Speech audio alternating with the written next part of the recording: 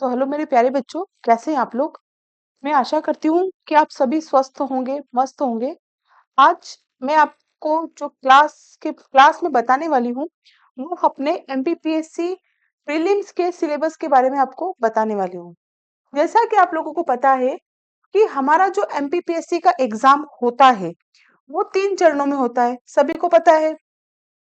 3 चरणों में ये एग्जाम होती है। सबसे पहले आपका प्रीलिम्स होता है, देन मेंस होता है और उसके बाद आपका इंटरव्यू होता है। ठीक है। सबसे पहले अगर हम बात करें प्रथम चरण की, तो ये सामान्य अध्ययन का आपका पेपर होता है। 2 पेपर होते हैं किसमें, प्रारंभिक परीक्षा में। 2 पेपर कौन से, एक आपका जो होता है, जस्ट वेट,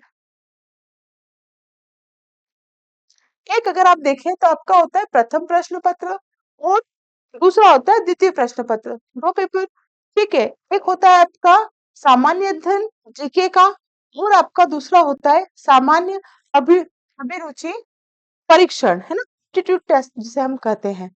दोनों पेपर 2 2 आवर्स के होते हैं, 200 मार्क्स के रहते हैं। अभी तक आयोग ने किसी भी तरह की कोई नेगेटिव मार्किंग का संदेश नहीं दिया है, इंस्ट्रक्शन फॉलो नहीं है नेगेटिव मार्किंग के। मिलाकर अभी इस एग्जाम में आपके लिए नेगेटिव मार्किंग का कोई प्रावधान नहीं है।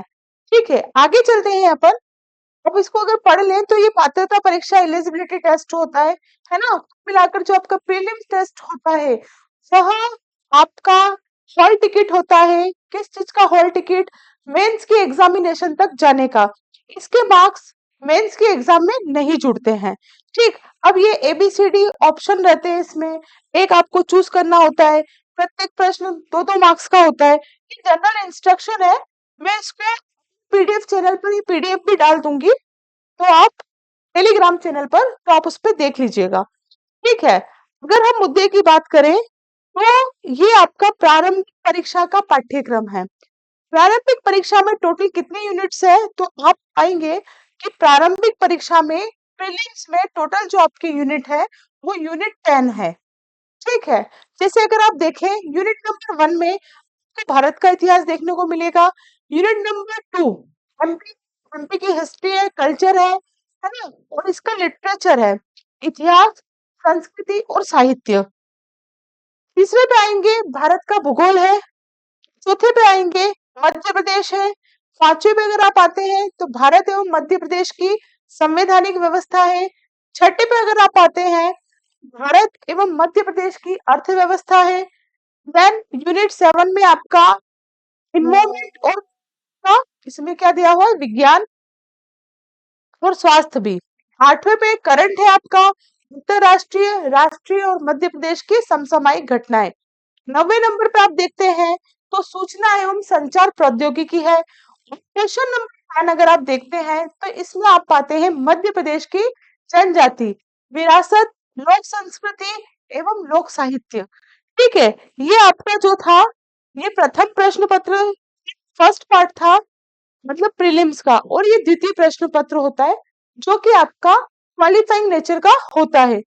कि इसमें कैटेगरी वाइज है, 33% से 40% तक जनरल तक का है। तो ये कैटेगरी वाइज है, सिर्फ क्वालिफाई है, आपको इतने ही मार्क्स लाना है। अगर आप इसमें से 100 आउट ऑफ 100 भी ले आते हैं तो डजेंट मैटर, कोई मैटर नहीं करता।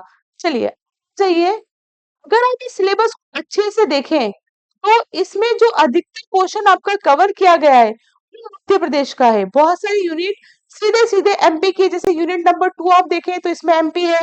यूनिट नंबर 4 अगर आप देखते हैं तो इसमें एमपी है। यूनिट नंबर 5 अगर आप देखते हैं इसमें एमपी है। 6 देखते हैं तो इसमें एमपी की आपकी अर्थव्यवस्था है। विद 8 नंबर का जो आपका करंट है इसमें आपको मध्य प्रदेश भी पढ़ना है। और 10 नंबर पे पूरी ही आपकी मध्य प्रदेश की जनजातियों पर डिपेंड है। ठीक है, तो हम इसका थोड़ा सा चर्चा कर लें और थोड़ा सा शॉर्टली सरसरी निगाह में इसका सिलेबस देख लें। देखो बेटा, अब मैं आपको बताना चाहूंगी किसी भी एग्जाम को चेक करने से पहले सिलेबस बिल्कुल यहाँ होना चाहिए दिमाग के अंदर। ठीक है, तो मैं आपको बता देती हूँ इसके अंदर जो सिलेबस है। पहला है आपका भारत का इतिहास। इस इतिहास को थोड़ा सा बढ़ा दिया है। देखेंगे कि संकल्पना एवं विचार दे दिए गए हैं इसमें। कैसी संकल्पना, भारतीय ज्ञान परंपरा, भारतवर्ष, वेद, उपनिषद, आरण्यक, ब्राह्मण ग्रंथ, स्मृतियां, षड्दर्शन, सभा समिति, गणतंत्र, वर्ण आश्रम, ये सारा आपको बहुत प्राचीन का दे दिया है, तो ये इसको आपको पढ़ना है इसमें। फिर है आपका प्राचीन एवं मध्यकालीन भारत के इतिहास की प्रमुख विशेषताएं, घटनाएं, उनकी प्रशासन कैसे होता था, सामाजिक आर्थिक व्यवस्थाएं क्या थी। फिर अगर आप आए तो भारत की हमारी सांस्कृतिक विरासत जो है ना, कला प्रारूप, साहित्य, पर्व एवं उत्साह। नेक्स्ट अगर आप देखते हैं तो 19th और 20 सेंचुरी जो है, 19वीं और 20वीं शताब्दी में जो हमारे यहाँ धर्म गुरु आए हैं, उन्होंने समय समय पर जो सामाजिक और धार्मिक आंदोलन किए हैं, वो इसके अंतर्गत हमें पढ़ना है। स्वतंत्रता संघर्ष एवं भारतीय राष्ट्रीय आंदोलन, और स्वतंत्रता के पश्चात भारत का एकीकरण एवं पुनर्गठन, मतलब इसको प्राचीन से लगाकर पूरा कहाँ तक आना है तक, ये पूरा आपको इसमें पढ़ना है, क्योंकि करंट में आपको पढ़ना है। ठीक है, चलिए यूनिट नंबर 2, चलो ध्यान रखिएगा। यहाँ पर जनरली क्या होता है, आप देख रहे होंगे कि बहुत ज्यादा प्राचीन हमें यहाँ पर पढ़ना है। ऐसा भी नहीं कि आप पूरा इसका लिटरेचर खोल के बैठ जाए, हमें व्याख्या बनना है, एग्जाम क्रैक करनी है। कोई बात नहीं, अगर एक आधा क्वेश्चन आपसे बहुत टफ नहीं बनते हैं तो डजेंट मैटर, एक ही लेगा वो ज्यादा से ज्यादा। अगर बहुत आप अंदर में डीपली में जाके पढ़ेंगे, तो अगर एक भी क्वेश्चन नहीं भी बनते हैं तो समय ज्यादा वेस्ट नहीं करना है। मोस्टली समय जो देना है वो एमपी पे देना है, करंट पे देना है। उसके बाद पूरा आपको एमपी अच्छे से आना चाहिए, करंट आता आना चाहिए, और आप न्यूसेंट की बुक पढ़ लीजिए। ठीक है, बस इसका ऑब्जेक्टिव लगा लीजिए, कहीं पर भी एक टेस्ट सीरीज ज्वाइन कर लीजिए। ठीक है, चलिए आगे चलते हैं यूनिट नंबर 2 पर। यूनिट नंबर 2 अगर बेटा आप लोग देखते हैं तो यूनिट नंबर 2 मध्य प्रदेश का इतिहास, संस्कृति एवं साहित्य पर है। आप देखिए इसमें मध्य प्रदेश प्रदेश के इतिहास के बारे में, स्वतंत्रता आंदोलन के बारे में, प्रमुख कला एवं स्थापत्य कला, जनजातियां एवं इनकी बोलियां, मध्य प्रदेश के प्रमुख त्योहार, लोक संगीत, लोक कलाएं, लोक साहित्य, मध्य प्रदेश के प्रमुख साहित्यकार, धार्मिक, सांस्कृतिक, पुरातात्विक, पर्यटन स्थल, मध्य प्रदेश में विश्व धरोहर, मध्य प्रदेश की प्रमुख जनजातीय व्यक्तित्व। है ना, ये वाला जो पोर्शन है आप इसको यूनिट 10 में भी कवर कर सकते हैं। चलिए नेक्स्ट देखते हैं यूनिट नंबर 3। यूनिट 3 भारत का भूगोल, बहुत ही इसमें स्पेसिफिक आपको सिलेबस दिया हुआ है।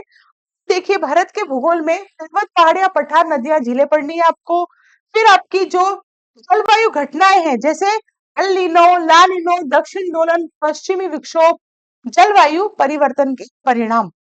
प्राकृतिक संसाधन में अगर आप देखते हैं तो वन, खनिज, जल संसाधन इत्यादि। प्रमुख फसलें पढ़नी है आपको। हरित क्रांति मोस्ट इंपोर्टेंट, दूसरी हरित क्रांति की रणनीतियां, रणनीतियां पूछता है। ऊर्जा के पारंपरिक और गैर पारंपरिक स्रोत आपको इसमें पढ़ना है। फिर भारत में प्राकृतिक खतरे, आपदाएं, भारत में प्रमुख चक्रवात, मिलाकर आपको इसमें चक्रवात पढ़ना है। फिर माइग्रेशन, जनसंख्या वृद्धि, वितरण, घनत्व, ग्रामीण नगरीय प्रवास। आगे चलते हैं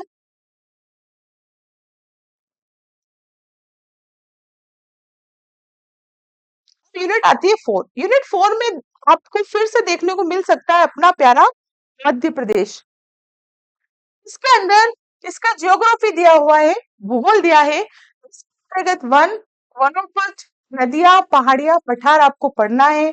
जलवायु पढ़ना है, इसमें ऋतुएं, तापमान, वर्षा, प्राकृतिक संसाधन पढ़ना है, मिट्टियां, प्रमुख खनिज संसाधन, प्रमुख फसलें आपको पढ़ना है, जल संसाधन, सिंचाई, सिंचाई परियोजना, ऊर्जा के पारंपरिक और गैर पारंपरिक स्रोत, मध्य प्रदेश के प्रमुख उद्योग, जनसंख्या वृद्धि, वितरण एवं घनत्व, नगरीकरण।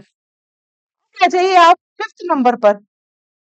पर अगर आप देखते हैं इसके अंतर्गत भारत एवं मध्य प्रदेश की संवैधानिक व्यवस्था दी गई है ना, मतलब कॉन्स्टिट्यूशन पढ़ना है आपको, इंडिया का भी और एमपी का भी। ठीक है, इसके अंतर्गत आपको संविधान सभा, कॉन्स्टिट्यूशन में पढ़ना है वो है ये, कार्यपालिका, राष्ट्रपति, संसद, न्यायपालिका एवं न्यायिक व्यवस्था, संवैधानिक संशोधन मोस्ट इम्पोर्टेंट, हर साल इसमें से क्वेश्चन आता है। फिर मौलिक कर्तव्य, मौलिक अधिकार, राज्य के नीति निर्देशक तत्व, राष्ट्रीय एवं प्रादेशिक संवैधानिक और संविधिक आयोग एवं संस्थाएं आपको पढ़नी है। मध्य प्रदेश की संवैधानिक व्यवस्था, ये एमपी आ गया आपका, जिसमें से आपको बहुत ज्यादा जो इम्पोर्टेंट है तो सभी दिया है तो पढ़ना तो सभी है। पंचायती राज एवं नगरीय प्रशासन बहुत इंपॉर्टेंट है। राज्यपाल, मंत्रिमंडल, विधानसभा और आपका हाई कोर्ट। उसके बाद आपका मध्य प्रदेश में सुशासन, ये नया टॉपिक है। ठीक है, चलिए, जब नया टॉपिक जुड़े ना तो आप एक बात ध्यान रखिएगा, वहां से वो सीधे सीधे क्वेश्चन पूछता है, डीपली नहीं जाता है। चलिए, आ जाइए आप यूनिट 6, इसमें आपकी इकोनॉमिक्स दी हुई है, अर्थव्यवस्था भारत की भी दी है और यूपी की भी दी है। तो भारतीय अर्थव्यवस्था में मध्य प्रदेश की वर्तमान स्थिति, मध्य प्रदेश की जनसंख्या व मानवीय संसाधनों का विकास, सतत विकास लक्ष्यों में मध्य प्रदेश की प्रगति, मध्य प्रदेश में कृषि, उद्योग, एमएसएमई एवं अधोसंरचना का विकास, आत्मनिर्भर मध्य प्रदेश, एक जिला एक उत्पाद, ODOP, one district one product, बौद्धिक संपदा, अर्थव्यवस्था की नवीन प्रवृत्तियां, वित्तीय संस्थाएं जिसमें रिजर्व बैंक, वाणिज्य बैंक, सेबी और गैर बैंकिंग संस्थाएं, भारत की विदेशी व्यापार की नीतियां, इसमें G20, सार्क और आसियान आपको इसमें पढ़ना है। यूनिट 7 में विज्ञान एवं पर्यावरण है, जो कि बहुत लेंदी यूनिट है ना, आप इसको सबसे पहले फिनिश कर लें। तो इसमें आप देखेंगे इसकी शाखाओं का प्रारंभिक ज्ञान, संस्थान पढ़नी है, उपलब्धियां, अंतरिक्ष विज्ञान के क्षेत्र में भारत की उपलब्धियां, मानव शरीर संरचना, बायोलॉजी, इसमें पोषण आहार, पोषक एवं कुपोषण, आनुवंशिक रोग, सिकल सेल एनीमिया, कारण प्रभाव निदान, स्वास्थ्य नीति एवं कार्यक्रम, संक्रामक रोग, उनकी रोकथाम एवं स्वास्थ्य सूचक, सतत विकास की अवधारणा, SDG, पर्यावरणीय कारक, पारिस्थितिक तंत्र एवं जैव विविधता, प्रदूषण, प्राकृतिक आपदाएं एवं प्रबंधन। अब आगे चलेंगे तो आप आइए यूनिट नंबर 8। यूनिट नंबर 8 में अंतरराष्ट्रीय, राष्ट्रीय एवं मध्य प्रदेश की समसामयिक घटनाएं, जिसमें आपको नेशनल, इंटरनेशनल और एमपी तीनों पढ़ना है। नेशनल, इंटरनेशनल प्लस एमपी, ये तीनों ही आपको इसमें बेटा पढ़ना है। फिर 9 में आपका आईटी है ना, कंप्यूटर का आधारभूत ज्ञान, इलेक्ट्रॉनिक सूचना एवं संचार प्रौद्योगिकी, robotics, artificial intelligence, cyber security, e governance, internet तथा सोशल नेटवर्किंग प्लेटफॉर्म्स। फिर आगे चलते हैं तो यूनिट आ जाती है आपकी 10। यूनिट नंबर 10 एमपी की, आपको इसमें जनजातियां पढ़नी है, और जनजातियां पढ़नी नहीं है डीपली, जैसे इसका भौगोलिक विस्तार, जनजातियों से संबंधित संवैधानिक प्रावधान क्या क्या है, पिछड़ी जनजातियां, घुमंतू जनजातियां, जनजातियों के कल्याण के लिए कौन कौन सी योजनाएं हैं, मध्य प्रदेश की जनजातीय सांस्कृतिक परंपराएं, विशिष्ट कलाएं, त्योहार, उत्सव, भाषा, मध्य प्रदेश की जनजातियों का भारत के स्वतंत्रता आंदोलन में योगदान एवं राज्य के प्रमुख जनजाति व्यक्तित्व, मध्य प्रदेश में जनजातियों से संबंधित प्रमुख संस्थान और इसके म्यूजियम, संग्रहालय, मध्य प्रदेश की लोक संस्कृति एवं लोक साहित्य। ये पूरा यूनिट 10 प्रीलिम्स में आपको दी गई है। बहुत से बच्चे ऐसा कहते हैं कि एक यूनिट में से 10 क्वेश्चन आ जाएंगे, ऐसा कुछ भी नहीं है। कितनी बार आयोग ने पूरी की पूरी यूनिट भी स्किप की है, लेकिन हमें स्किप नहीं करना है, क्योंकि आप जैसा कि जानते हैं कंपटीशन दिनों दिन टफ और टफ होता जा रहा है, तो हमें सारे सब्जेक्ट्स को, सारी यूनिट्स को इक्वल टाइम देना है। मैं आपको बताना चाहूंगी, मेरे चैनल पर जो है मध्य प्रदेश की एमसीक्यूज की सीरीज चल रही है, बाइलिंगुअल है, हिंदी इंग्लिश दोनों में है, जिसके अंतर्गत मैंने आपको पहले भी बताया था, फिर से बता रही हूँ, 5000 प्लस क्वेश्चन मैं आपको उसमें सॉल्व कराऊंगी, है ना। इसी में मैं आपको करंट भी सॉल्व कराऊंगी। इसके अलावा मैं जो डीपली आपको पढ़ाने वाली हूँ वो पढ़ाने वाली हूँ मध्य प्रदेश में सुशासन। जो टॉपिक नए हैं, मध्य प्रदेश में सुशासन।